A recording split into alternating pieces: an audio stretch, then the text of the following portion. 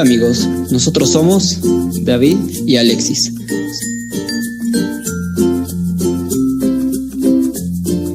Somos estudiantes de la Benemérita Universidad Autónoma de Puebla, UAP, ubicada en Puebla, Puebla. Nosotros somos estudiantes de la carrera de Ingeniería Mecatrónica, perteneciente a la Facultad de Ciencias de la Electrónica.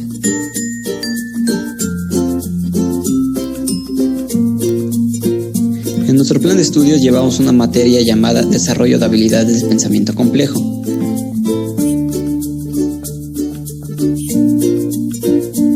Muchos creen que estas habilidades se obtienen desde niños.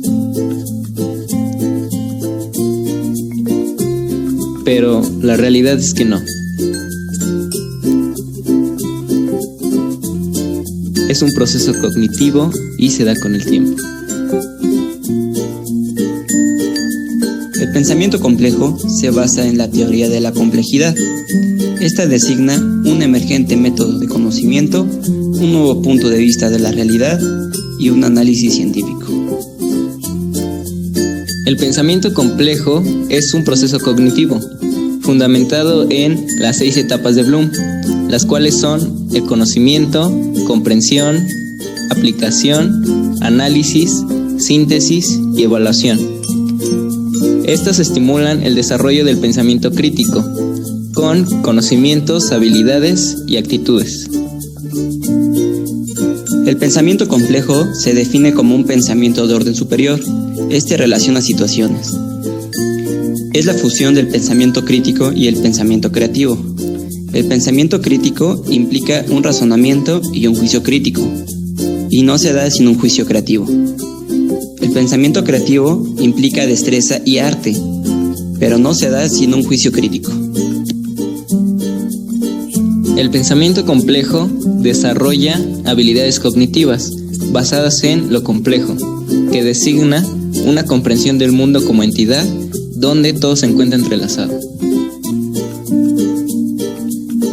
Y a este punto ustedes se preguntarán, ¿y la nanotecnología? Primero hay que explicar lo que es. La nanotecnología es un campo de las ciencias aplicadas enfocada al diseño, síntesis, caracterización y aplicación de materiales y dispositivos a una escala nanométrica. Es una ciencia muy joven. Su desarrollo como disciplina comenzó a finales de la década de los 90 del siglo pasado. Por definición es transdisciplinaria. Se aplica en la industria, agricultura, biología, física, química, etc. Aunque aún los investigadores no se ponen de acuerdo en enmarcar los inicios de la nanotecnología, todos coinciden en destacar a Richard Feynman como el precursor de esta apasionante ciencia.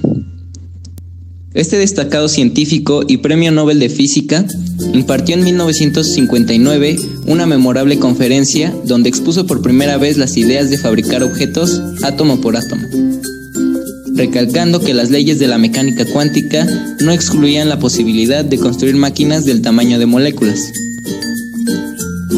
Las ideas de Feynman, como todo gran visionario, no tuvieron gran repercusión hasta al menos 2 décadas después, cuando otro investigador destacado, Eric Drexler, a comienzos de la década de los 80s, insinuó la posibilidad de crear sistemas tecnológicos a nivel molecular.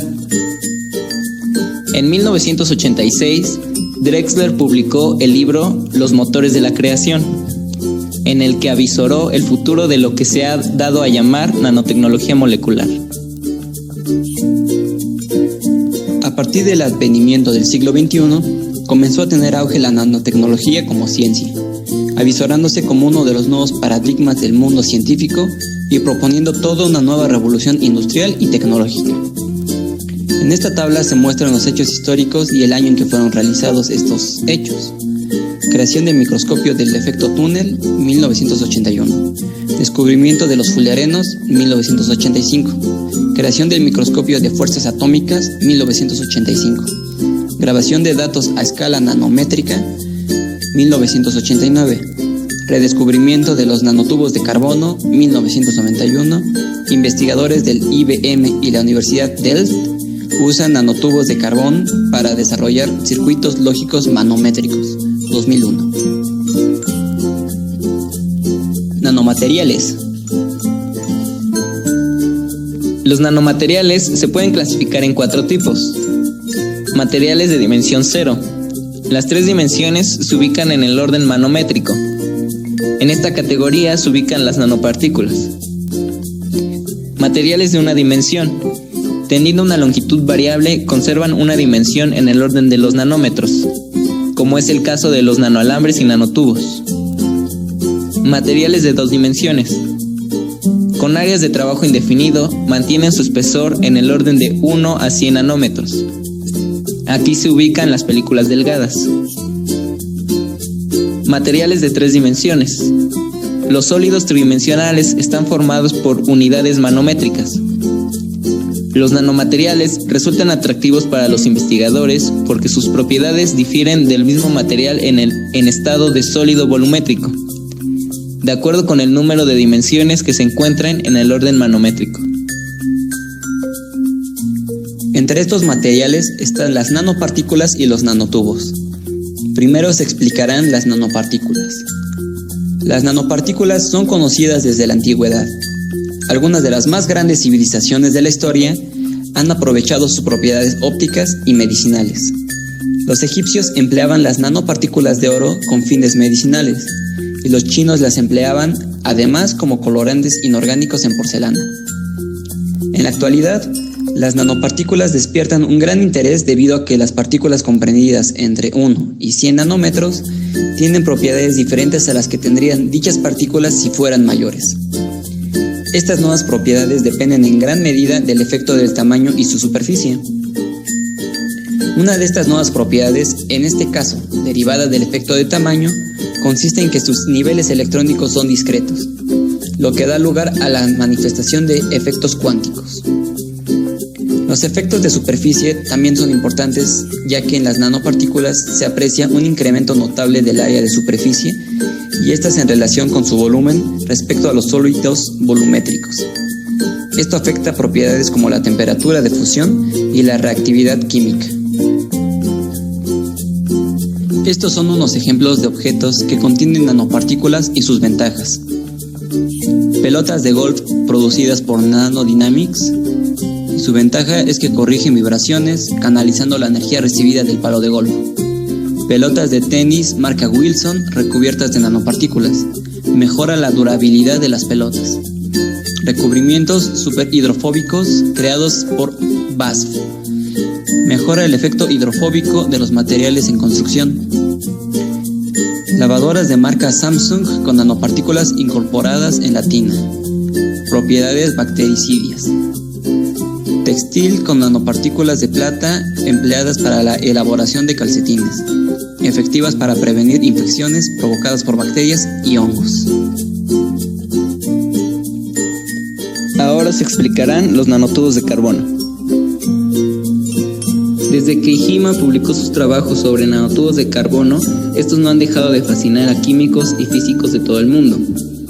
Estas estructuras de forma cilíndrica poseen propiedades mecánicas y eléctricas extraordinarias, lo que las han hecho ideales para ser utilizadas en diversas aplicaciones, como por ejemplo en la nanoelectrónica, la óptica, la ciencia de materiales y la biotecnología. Los nanotubos de carbono consisten en una hoja de grafito enrollada en sí misma hasta formar un cilindro, con diámetros exteriores que varían de 0.4 a 5 nanómetros. La estructura de ambos tipos de nanotubos de carbono de pared simple y nanotubos de carbono de pared múltiple consta de enlaces puros de carbono unidos entre sí por un enlace covalente híbrido sp2. Según el ángulo de enrollamiento de los hexágonos formados por los enlaces de carbono, los nanotubos de carbono pueden tener 3 diferentes tipos de morfología: armchair, chiral y zigzag. Diferente morfología proporciona diferentes propiedades a los nanotubos de carbono. En esta tabla se muestran las propiedades de los nanotubos de carbono y su comparación.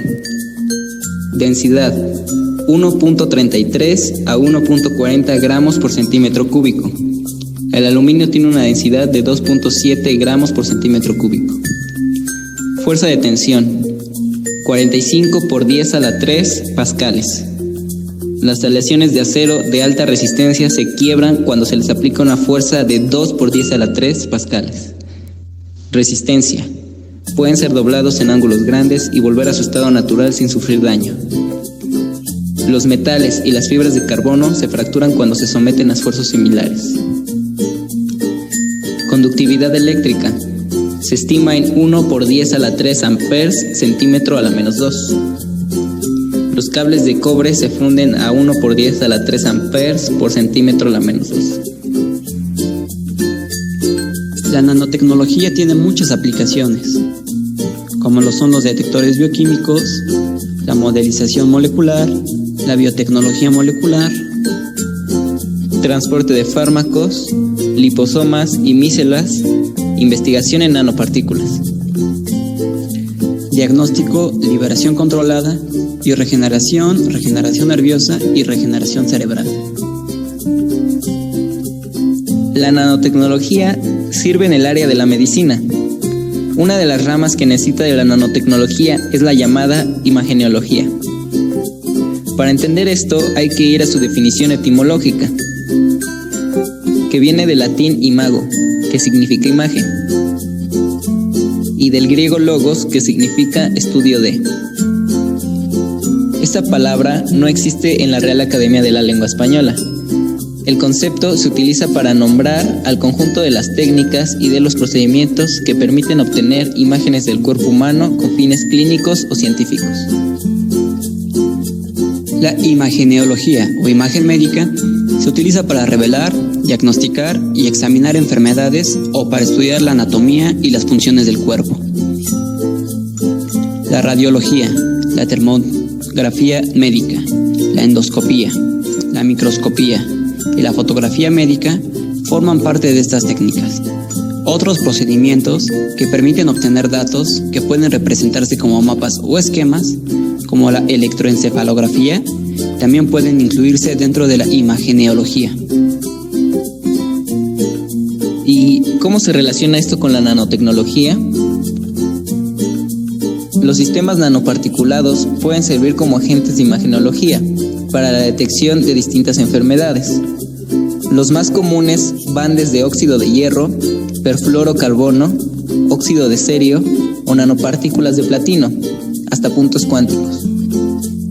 Este tipo de sistemas son de gran utilidad para el diagnóstico, por ejemplo, de tumores por medio de resonancia magnética nuclear.